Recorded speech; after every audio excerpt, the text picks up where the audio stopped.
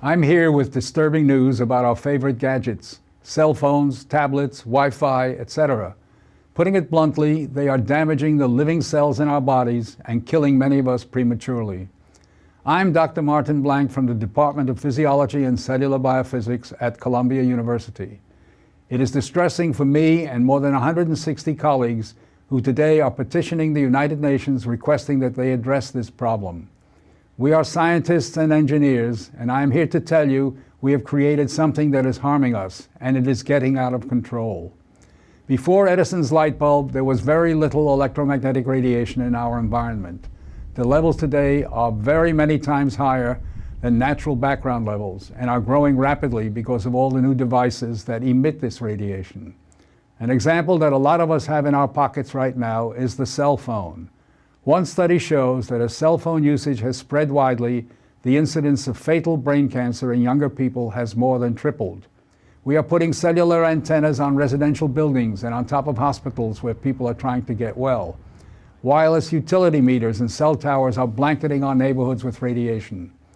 It's particularly frightening that radiation from our telecommunication and power line technology is damaging the DNA in our cells. It is clear to many biologists that this can account for the rising cancer rates.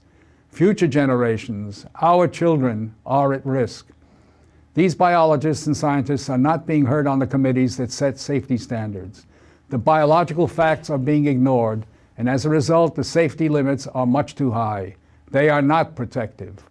More protection will probably result from full disclosure of possible conflicts of interest between regulators and industry. Rising exposure to electromagnetic radiation is a global problem. The World Health Organization and international standard-setting bodies are not acting to protect the public's health and well-being.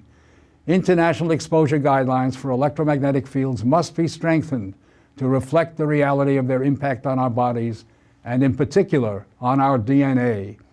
Although we are still in the midst of a great technological transformation, the time to deal with the harmful biological and health effects is long overdue. We are really all part of a large biological experiment without our informed consent.